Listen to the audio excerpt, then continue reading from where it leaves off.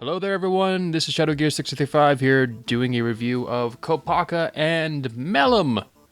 This is the 2-pack of the winter 2016 wave. Yes, that is the correct answer. It's not summer. It doesn't feel like summer on this nice March day, but hey, it's March. And this set came out in January. I'm a little bit late to the party when it comes to reviewing these sets, but hey, I have them all. They've been sitting on my shelf for a while, and I finally got time to review them, so let's get this going. For all the Toa reviews, I will be reviewing the Toa and the creature to go with them. So that's going to be that, even though some of them are separate sets. In this case, this one isn't. But I'm going to be combining those sets together, or those reviews together, just for the sake of, combination. They're integral in this wave, to have the creature and the beast. No, to have the creature and the Toa together, so let's put them together and have a good old time. And let's start out with Melum. Now, my opinion on the creatures is, I'm not sure. I mean, some of them are really nice. Some of them are kind of an afterthought. And kind of like how the Protector of Ice wasn't, or at least seemed like an afterthought in the last wave of $10 sets. So does Melum. It's a bummer, too. A lot of the creatures, in the same ways the Protectors did, share very similar aspects to builds. Like, two creatures will have very similar builds with some varying pieces, and some of them are different enough to where they can stand out on their own. Creature of Water, or Kita, being the greatest example. But this guy here, he's not particularly all that great. Oh, here's my mistake. I put his arms in the wrong orientation because I forgot his tail was there. Or is that the wrong orientation? I don't even know. So, there are two different versions of this particular build. There's a version with the mole, and there's a version with him, the wolf. I could not tell you this guy is a wolf. I do not get that vibe whatsoever. He doesn't seem like a quadruped to me, even though in the Bionicle Journey to One, he acts like a wolf. He doesn't look it to me. I don't know. But general opinion on this guy, I mean, he looks fine. I mean, really stubby legs, really giant arms, but the mole's the same way, more or less, and a lot of the beak creatures have that effect. But there are some cool bits to him. I mean, the way the little gear function in the back works here, where you take this, and the arms kind of collapse in on each other, to kind of just be like, devastating hug, clap, or he just claps a bunch, that's all he does. One of the nicer details about all the creatures, even though they all do share the same mold, is the detailing on their heads. I like, and the same goes for the masks on the Toa too, like all the nice tribal different languages on here. I think that's really cool. I like the way that looks, and I think this particular beast looks fine. I mean, he's got these nice little clear claw bits, which are always useful. These kind of, I don't want to say diamond, but crystal armor pieces, I think turned out better than I thought they would. I don't necessarily know what I would use them on in terms of mocking, but I do like the pieces. I think they look really alright. Another thing that I think is a cool recolor are the feet here. These little Protector feet in white. They've come out in other sets before, especially I think the Ninjago sets. But I think they look cool. The overall package of this guy, his colors are more or less cohesive with the exception of the silver on his chest, which is fine. It matches with the silver on Kopaka's bask. Kopaka doesn't bask. Kopaka just points at things and goes, "That's bad! That's bad!" I don't know. I like Melum. He's probably the weakest out of all the creatures, but I think he's fine. I mean, if he was by himself and didn't come packed in with Kopaka, I wouldn't feel compelled to get him all that much. I mean, I would have to, because I feel compelled to, because they all combine. But, I don't know. The fact that he comes packed in with Kopaka, I think, makes it better. But, maybe not by much. This version of Kopaka, I like a lot. And there are definitely some flaws with him, mind you. But there are a lot that I think is way better than the original version. And I'll get to the reasons why when I get to them. But there's just so much going on with this guy in terms of a build, the weapons. It's okay, so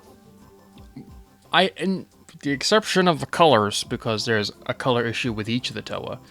Well, yes, including Tahu. The legs are the part that I think are super weird to me. Well, perhaps weird isn't the right choice. He does have the pretty useless ankle extenders here on the ankles, and I don't think they're needed. None of them need them, but it does make him a bit taller, so that's perfectly fine. Armor here on the shins, I mean, this piece is so interesting to me. It's like, it seems like such a massive throwback to older Bionicle pieces in terms of the looks of like all the greebliness and all the holes, and especially on the side here, like there's a ton of different axle options and pin options there. But it's like, would I use this piece? I mean, this seems like one of these pieces that were created for CCBS to make it look like Bionicle on purpose. And I feel like some of the Toa get it right, some of them don't, because using this piece, a lot of CCBS sets are really smooth, especially like the Star Wars sets, and thank God they don't use any of these pieces. But there's definitely contrast in the builds of like, oh, some of these parts are really, really smooth, and some of them are really greebly, and it does make a little bit of difference, especially when people use these pieces for mocks and combining different elements. Like, it does look a bit weird. Upper legs are nothing particularly fancy here. You have another one of these jewel pieces. Is it a 3-long or a 2-long piece? Oh, it's 3-long. It's a 3-long CCBS shell, that's fine. One of the things that these sets have been doing that I think are really cool, and Umarak and I think Onua has this as well, is that there's ammunition on the side here. So when you want to store some extra studs, they can be stored here, right on the hip. And I mean, I'm not a kid who would actively lose these pieces because I don't plan on shooting the gun all that much. But it's cool that they included this as well. I think it's a nice little bonus. And I think, like, in terms of adding some detail or armor to them, I think it looks well and it doesn't stand out all too much. But then we move on to the gimmick. So the gimmick with all the Toa is that you can swing his butt back and forth. And mine's still squeaky. It's a gimmick I don't plan on using all too much. There were some comments in the Umarak video who were like, oh hey, if you do this with the part or that with the part, it'll make it not squeaky anymore. I don't care about the piece enough to really do that. I mean, personally, I don't like the gimmick enough or the pieces used enough to actually use them in mocks, but hey, who knows. Then we move on to the upper body, and I just want to, I mean, I've talked about this at Umarak, but I want to really get down to the nitty-gritty with this with Kopaka as an example. So most of the Toa have a very similar torso build because it all stems from this particular torso stem piece that has these 2 bits sticking out and 1 stem sticking out for the neck. But man, when the pictures came out of these sets, when they first got leaked, we were looking at like everything and thinking like, wow, are these custom torsos? And then we saw Kopaka, who we only really got a picture of him combined with Melum, and we saw like all of these like custom arm design, and we're like, wow, that's cool. Like, are these extra pieces from the beast, or creature rather, extra features from the creature, and you get to combine them and make them look more special? Turns out the creature just plugs onto the back, but that means the normal build is just this arm design, and I think that's really cool. And there's like, the articulation's certainly limited. I mean, you can't really move his arms like that out all that much because it collides with his head, but it just looks really cool. And I think out of this like silver scroll armor, which by the way, silver fucking scroll armor, that's great. I feel like this is the best version of having this type of shoulder pad with the Borak eye on the side. And like there are some exposed pins here, exposed pinholes. I mean, that's fine. But like, man, I'm like actually impressed with the build of that arm design going into the torso. Like the torso and the arm design, I think are great. I think they're fantastic. If I had to be nitpicky, I don't know. No red plus rods, make these light gray Technic bits, make those black because they do exist in black.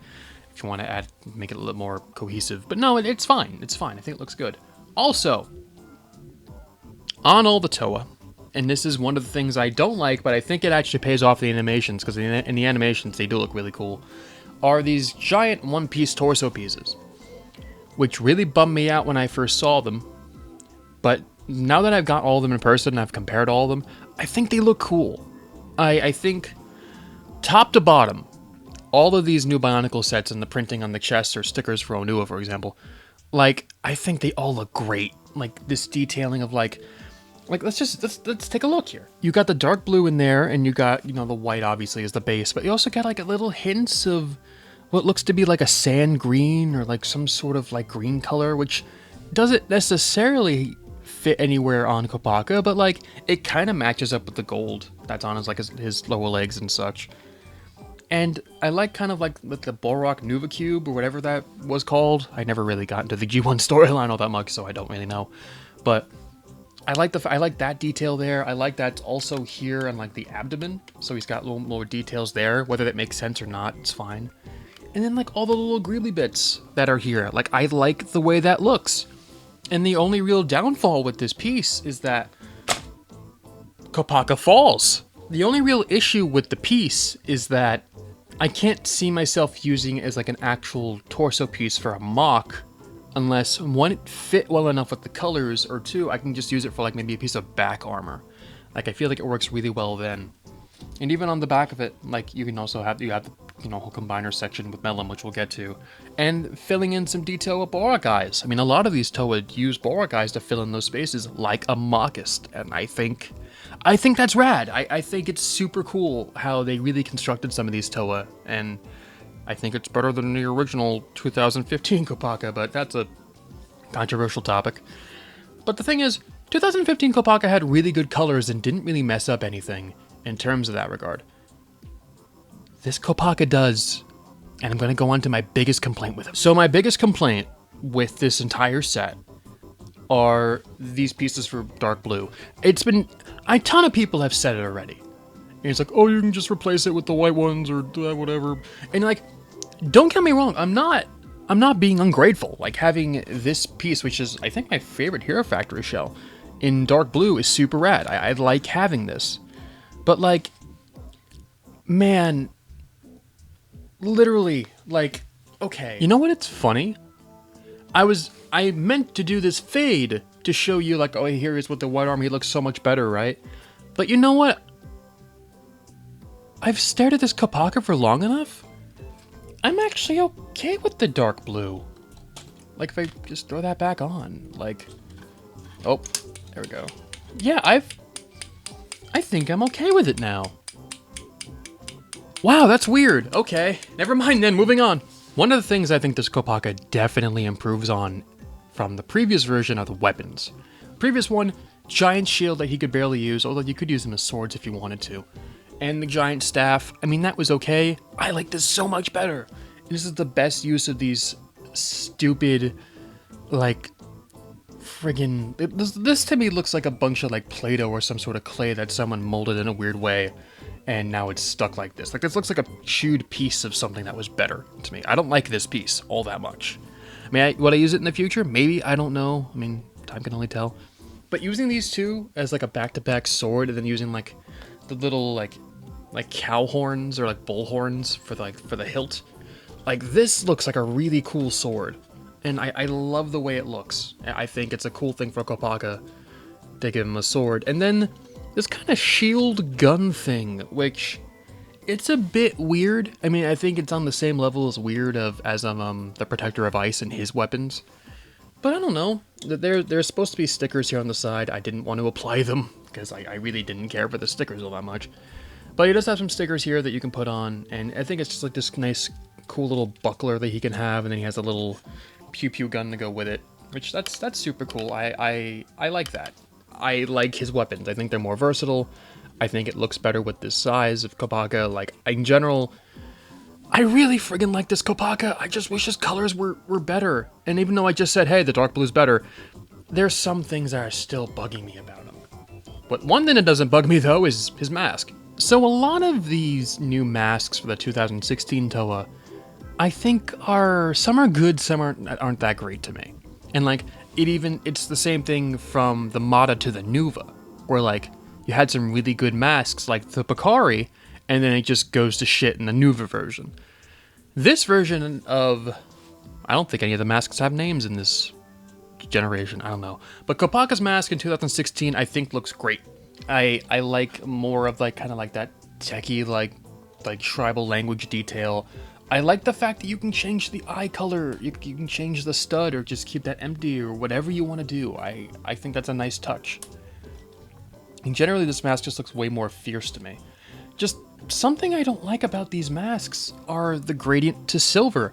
And here it looks fine because there's a lot of silver on them. But like, especially when you get into the gold masks for like the $15 Toa sets, some of them don't look great. Some of them just don't match. I don't think it looks all that great. But I don't know, the only like design thing about this mask I don't like is the fact that he has like these like kind of spiky hair mohawk bits on the back, and you know, Tahu and the other Toa have them as well. I don't dig it all that much, but it's alright. And while we're here looking at a mask, we may as well look at the golden mask that he comes with as well. And if you pop that off, which another feature to mention about these Toa, if you don't already know already, is that they don't have the same eyepiece. This is kind of like more of a shortened version of it to prevent the mask from flying off, which I guess the whole gimmick of masks flying off is kind of said and done. I don't know. And there he is with the golden mask. And, you know, same exact thing. I kind of like the translucent effect on the back. I think it looks okay. And with Kopaka in particular, I think it looks fine with the golden mask. I mean, the only thing that's gold on him are, like, you know, his thighs and his head, but I think it looks okay. I like the way this looks, but you can only really wear the golden mask if you're combined with your dude. So let's combine him with the dude.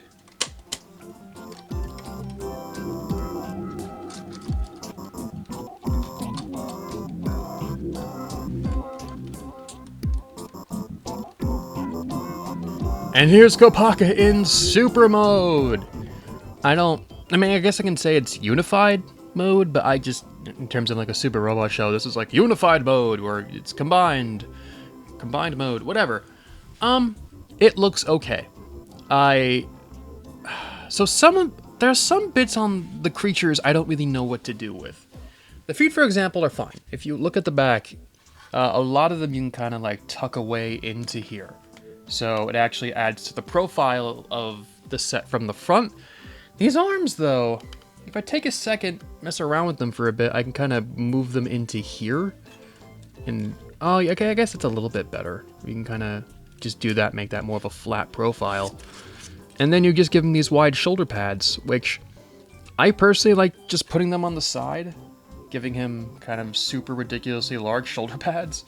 But I believe in the show it's meant to be right here on top, which looks a little bit silly. Just a tiny bit, but it's okay. I do like, the same thing goes with Onua, that if you want to activate the gimmick to do this, you can just push down on the tail and go, or like go, and then you can just like fold him in and just be like, okay, I'm ready, let's go.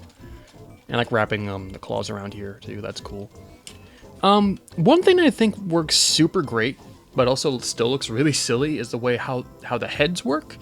So obviously the inside of the creature head is hollow, so it can fit the inside of the mask. The thing is, well, kind of the cool thing is that there's enough articulation in the neck of the creature to where if you plop this down, the Toa can still move their head left and right, and you can adjust this to fit accordingly. So that all works out. It's just, it looks silly because it just looks like Kopaka is wearing a stupid hat. And it doesn't look, on some of the Toa it looks fine. Like, I kind of like to keep the creature head, like, kind of back towards here so it doesn't have any shadows under his eye. So that's him wearing his fancy hat. I think the combination here works fine. I think, I don't know why, like, maybe it's because Melum is such kind of a, not a generic set, but it's just kind of so boring. Do you combine it? Because after watching the Netflix series Journey to One, like, there's no story reason as to why these guys come back together. It's just kind of, they're together for the hell of it. I mean, they're advertising the fact that these guys can combine. I mean, I get that. I mean, you're advertising a reason why you should buy more of the sets. But I feel like it would have worked so much better with, like, Tahu, for example, because I think Tahu, out of all the combinations, has the best one.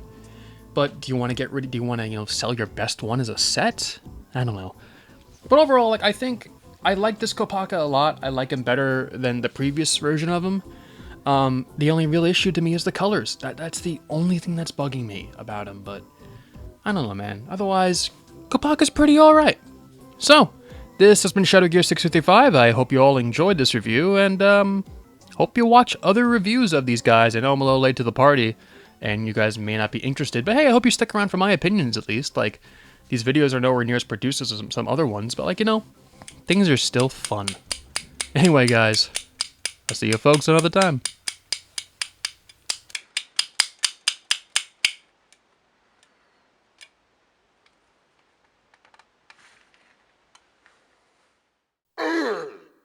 Hello there, everyone. You're listening to... Oh, I'm doing the wrong thing.